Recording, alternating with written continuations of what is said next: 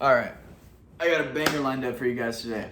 So, I'm gonna be going over essentially the flip switch that I had in my brain that led me to go from a fucking fat, depressed, alcoholic, drug, brokey loser to someone who's in shape, sober, disciplined, has a stronger mindset. Like you guys saw in the last, I'm not even gonna say obviously I'm not gonna say fucking rich, because as you guys saw in my last video, we're hitting a fucking big financial stretch. But I mean, I've made over 100K this year, and I've ran multiple businesses. So I guess we'll just leave it at that. Fuck the money. God, I hate when I get into money, bro. Fuck fucking money. But what was that flip switch that took me from this like undisciplined, fat loser to being someone who had a very strong mindset, could really do anything, and actually just liked the person that he saw in the mirror. Like when I look at myself in this camera right now, like I think I'm a stud, you know? And I didn't think I was a stud when I used to look in the mirror. So what changed? What brought me from being that old person to someone who actually can like respect himself?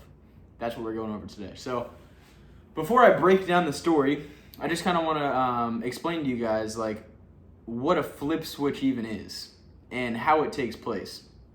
And I heard someone say this, so I can't remember their name, so I'm not going to be able to give them credit. But it essentially goes like this. So you have a wife and a husband, and the wife's been putting up with the husband's shit for a really long time. I'm going to turn on, it's 75 degrees. Give me 1 second.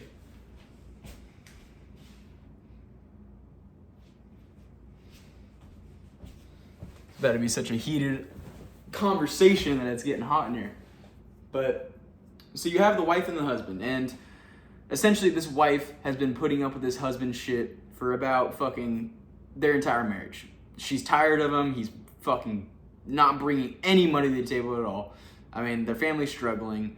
He's fat. He's fucking just got all this body hair and it just pale as shit, and she used to be a fucking like solid 8, and like he was like a decent like 6, 7, but now he's just like a fucking 3. But she's staying with them because you know, she wants the kids to see the dad and mom together, whatever. But she fucking hates the marriage and hates her life. But she's still continuing through it every single day after day after day. Now, on this in particular morning, once again, the husband's fucking up and he leaves his socks next to the hamper. Didn't put the socks inside the hamper. She's already fucking in the worst mindset of all time every single day. And finally, when she sees the sock one morning, she basically just loses it. She just snaps. That was the last thing to have made her snap, even though it was as small as a fucking sock that just wasn't put in the hamper. That was the thing that broke her. She was like, honey, we're getting a divorce. Is essentially what a flip switch is like. You just put up with shit day after day after day after day until finally that sock's on the floor and just not in the hamper, and then you had enough of it. And from there, the husband and the wife, they get a divorce. That's essentially what my flip switch was like. I was going through life, drinking, doing drugs, being fat and undisciplined for years and years and years and years. Now, at first, when you're a kid, you don't really know that you're doing the wrong thing until you hear differently. So I had a mentor named Wes Watson. I found him on YouTube. He basically makes content where he just calls you fat, broke, you have tits, and you need to change.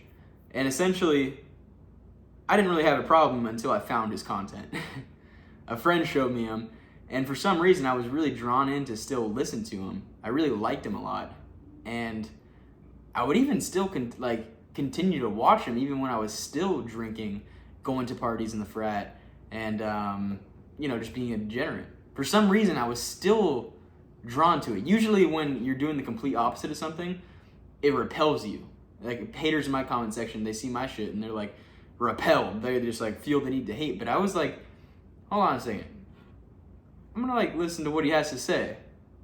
Okay, I definitely do have tits a little bit. All right, maybe I am a bitch for just drinking and having no confidence. Okay. And it just slowly started to build and build and build and build until I was exposed to what I was supposed to be all along. All of a sudden, I went from knowing better. All of a sudden, I went from not knowing better to knowing better through his content. Once exposed, you cannot be unexposed. So, once you know and have an idea of how karmic debt works, there's no going back. You know what you're doing is fucking wrong, and then when you're willingly, consciously choosing to still do it, that's when your life falls apart and everything starts hitting you at once. So all of a sudden, I start watching Wes's content at the very first beginning of the semester at college, and I'm like knowingly like still going through with the parties, still going through with the darties, still going through with the tailgates and the drinking and everything. And then bad event after bad event after bad event after bad event just keeps stacking on top of each other. It's like the first one was like the universe was like, hey man, you know not to do this now. I'm gonna throw you a little adversity here. Makes a stupid decision while drinking. Boom, first hit of adversity. Another thing happens. Like, hey, I told you last time I tried teaching you a lesson with that piece of adversity. I'm gonna give you another one now. It's slightly worse the second time, and then it's a little bit worse the third time, a little bit more worse the fourth time. Someday I'm gonna tell you guys what the second adversity was. Someday I will. I don't have the confidence to say it right now. I'm gonna be 100% honest with you, I really don't. It's fucked though. It's fucked. But let's just say this story is going to be the third adversity. The third adversity that God gave me. The third and final. There was about 1, 2, and then 3.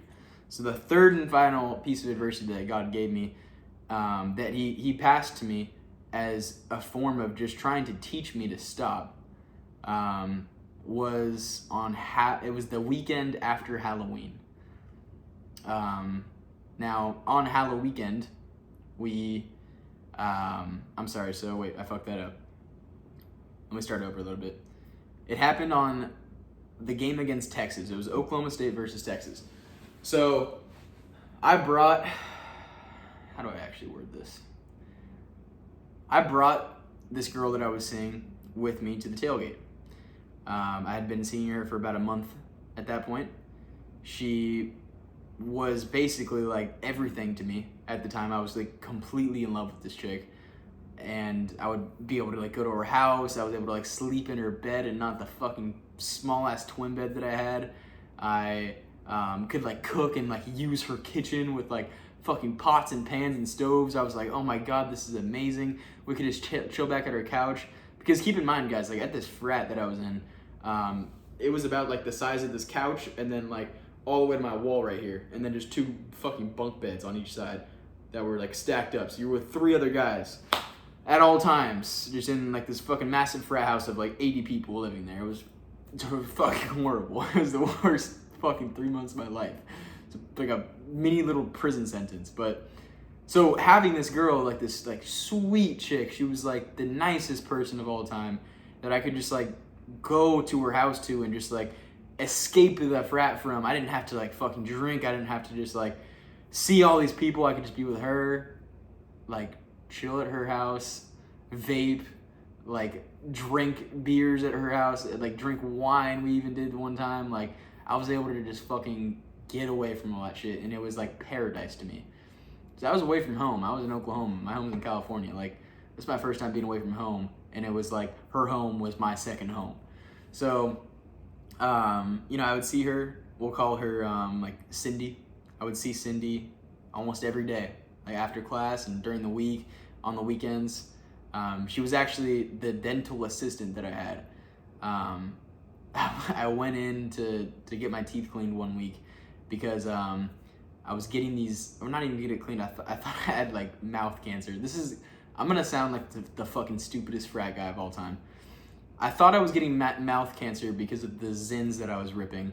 I started getting like bumps over like the top lip, that I had, and like I was using a lot of Zins. Like I do everything to the extreme. Whatever Zin watchers are watching out there who might have done Zins in the past or do Zins currently, like I was doing 2 times more than you. So I was getting these bumps, and I went into the dentist to like get it checked out.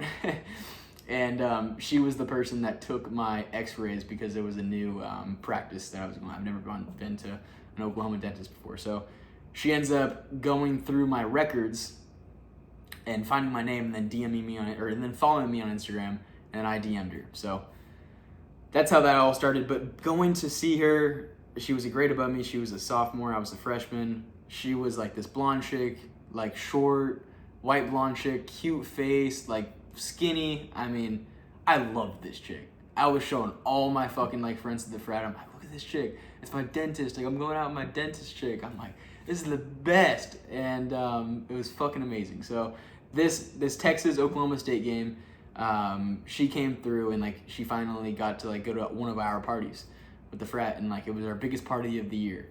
And I'm like introducing her to everyone, and like I even remember one person specifically. I was like, hey, like look, this is Cindy, like the chick I've been telling you about. And like one of my friends would be like, oh yeah, Travis has been telling us a lot about you. Like I was genuinely proud to bring her around. That's how you know she was hot, and how you know I actually really cared about her. Like this like chick meant a lot to me, you know. I'd only had one girlfriend before that, but I really cared about this chick. And this is like embarrassing to say. It really is. And it sounds stupid, but it was so real. So after that party, we go back to her house, and weirdly she had like 2 roommates, and like one of the roommates like just invited over these like fucking like it was like another white chick, and she invited over like just this like squad of just like 6 foot like plus black dudes. Just it's like Oklahoma, so there's not even that many black dudes. I'm not even racist at all, but like there's just like these 6 foot black dudes, and I just started talking to all of them, and they're all cool as fuck, and like we're just all talking, and we're like drinking more and more and more.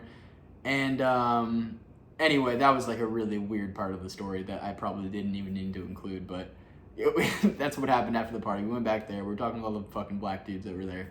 And after we finished up, I was going to sleep over at her house anyway. We already planned that. And then we go upstairs. And keep in mind, we'd been seeing each other for over a month at that point. But I was really enjoying it. And every time that I would smash a chick after just, you know, going out with her for like a few, like after like the first few dates or just going out with her for a few weeks, it always ruined it. So I was just like trying to like play this game of like, nah, like I don't want to smash right off the rip, you know. I want to like be with this chick a little bit, you know. And then like, and at this point we're both fucked up, and this is our first time really being like that fucked up together. And you know, we end up like smashing, and it was like definitely not how it should have played out, you know. It was like just weird after. And then I went and asked the question if she wanted to go out with me right after that. It's fucking horribly embarrassing, I know. But and then she like literally like said like no after that. And yeah, that was just the weirdest fucking thing of all time. It was the most like embarrassing moment ever, and the relationship, it was like over already just when we smashed. Like it was just the weirdest vibes afterwards. And when we woke up the next day, holy fuck, that was horrible. It was like we woke up at like 10 a.m. the next day, and like she had to drive me back to the frat house because I hadn't driven there. And yeah, and that was like the most awkward car ride of all time. We got back, and she didn't text me back for like a full half a day or something, or a full day, and I'm like tripping out, texting her. I'm like, I just in my head thinking like, fuck, well, you know, I just ruined the best thing that I had going on for myself. And you know, she basically was like, I was like, hey, like, can I like come see you in person? After she finally responded almost a day later. And I went and I told her, I'm like, hey, like I want to be with you. And then she said, well, I kind of like just like what we had going before, nothing official. And I was like, well, this is clapped. So fucking walked out, ended it from there. And that was like my sock that was on the floor. with the husband and wife situation I just explained to you guys. Like I felt like I just fucked it up with the drinking. The drinking like led to us smashing, which led to me like asking a dumb question like that off like in a situation like that, and it ruined one of like the best things that I had going on at that time, is what I'm trying to say. And I felt horrible. And the next weekend after that was Halloween weekend. So the first weekend back, just another massive fucking party. And I was going into it basically like still like heartbroken from this chick. And I went in with just a pack of tequila Cutwaters by myself, smashed the entire 12 pack to myself, you know, and I was kind of just like, I was like on my one of my like my last ones. I had like a twee too. I was on like a Twisted Tea, and like we were just kind of like sitting in, well, we weren't sitting, we were all like, people were jumping around, they were dancing, we had lights going up and everything, we had a whole like stage where people would go up and dance, and like I'm like sitting in this like house party basically, and you know, everyone's jumping around, dancing around me and stuff, and I'm like holding my Twisted Tea and kind of just looking around at that point, you know. I'm like thinking, okay, well, months of watching Wes Watson telling me I was a bitch that needs to get sober and disciplined. Like, what am I doing?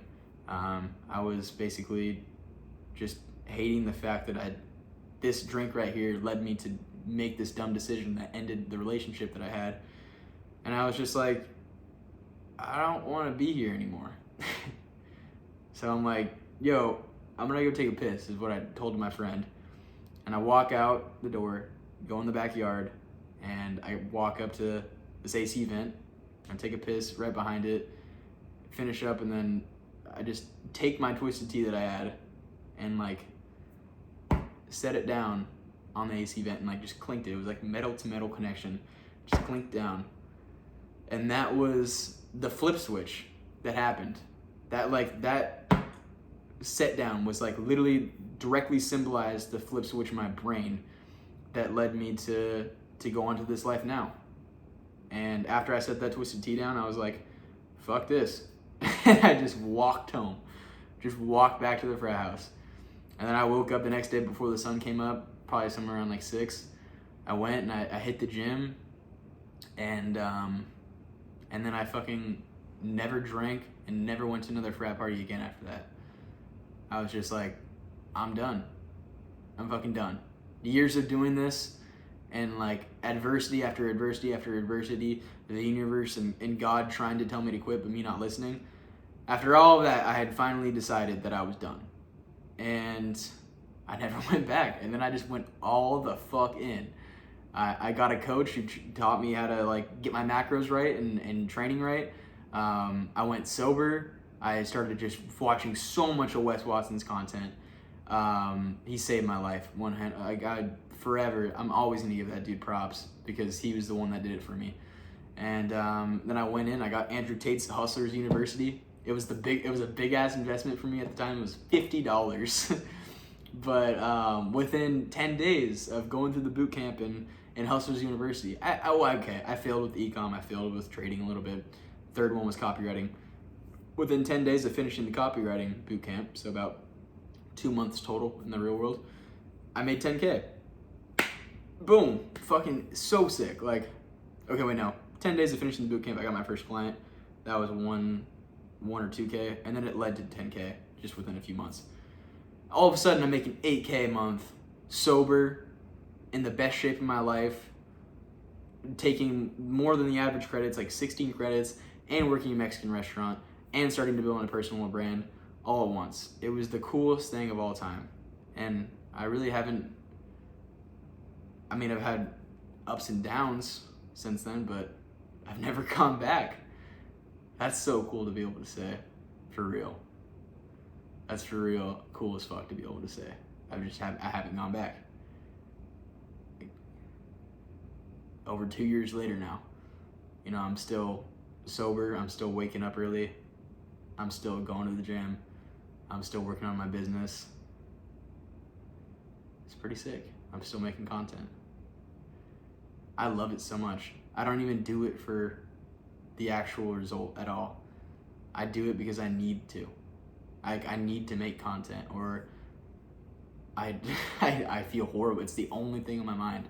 If I don't post every day on Instagram and do these YouTube videos, like, I'm just haunted. My brain haunts me. I can't even imagine. It's been so long since I haven't worked out in the morning.